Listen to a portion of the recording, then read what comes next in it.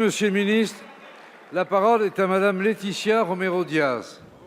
Merci, Monsieur le Président. Ma question s'adresse à Madame la secrétaire d'État auprès du Premier ministre en charge des personnes handicapées.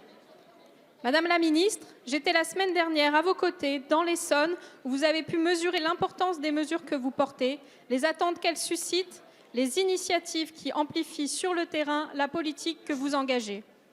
Le handicap est en effet l'une des priorités du Président de la République et cette responsabilité engage tout le gouvernement et notre majorité. En 2018, nous avons enclenché ensemble de grandes transformations pour que la société inclusive ne soit plus un écran de fumée rhétorique, mais bien une réalité pour nos concitoyens concernés.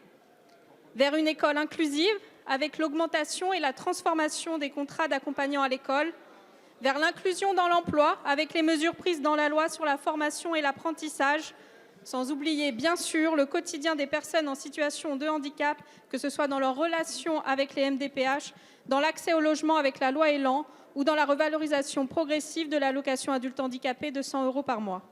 Je ne peux pas tout citer sur le temps qui m'est imparti, mais 2018 a été l'année du passage de l'intention inclusive à l'action. Nous travaillons depuis 1 an, pied au plancher, pour que le handicap ne soit plus un facteur d'exclusion, mais pour qu'il soit au contraire le moteur de l'inclusion dans toutes les sphères de notre société. Dans les semaines qui viennent, nous débattrons 2 textes qui fixeront les priorités budgétaires pour l'année 2019.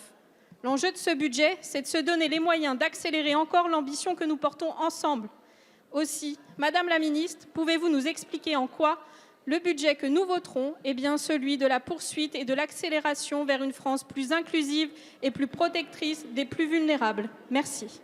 Merci Madame la députée. La parole est à Madame la secrétaire d'État chargée des personnes handicapées, Madame Sophie Cluzel. Merci Monsieur le Président, Mesdames et Messieurs les députés.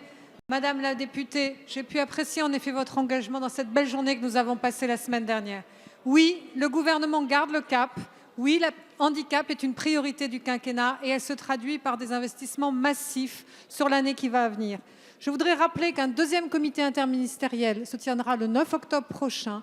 Je salue l'engagement de tout le gouvernement pour prendre en compte justement les spécificités du handicap dans leur politique de droit commun et ainsi changer la vie quotidienne des personnes handicapées. Je vous rappelle l'ampleur de la stratégie nationale pour l'autisme de 344 millions, dont 60 millions ont été sanctuarisés dans le PLFSS 2019 afin de pouvoir mettre en place l'intervention précoce si importante pour les parents avec un reste à charge zéro pour cette intervention. Cette ambition, elle se concrétise également dans le budget 2019 avec la revalorisation exceptionnelle de l'allocation adulte handicapé conformément à l'engagement du Président de la République. Je vous rappelle que c'est 2,5 milliards d'investissements sur l'ensemble du quinquennat pour les 1,1 million de personnes concernées qui touchent l'allocation adulte handicapé. Dès le 1er novembre prochain, l'allocation passera à 860 € pour atteindre 900 € au 1er novembre 2019. C'est un investissement de 500 millions supplémentaires sur le budget 2019 pour tenir cet engagement qui était important et indispensable. D'autres mesures sur la scolarisation, sur l'insertion professionnelle. Je rappelle que les budgets sur l'emploi accompagné de double augmente de 40 % sur l'entreprise inclusive avec Muriel Pénicaud. Nous sommes à la manette aussi pour accompagner les entreprises adaptées.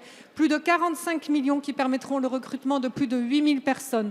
Donc vous le voyez, c'est un engagement quotidien pour changer la donne pour le quotidien des personnes handicapées. Je vous remercie. Merci Madame la Ministre.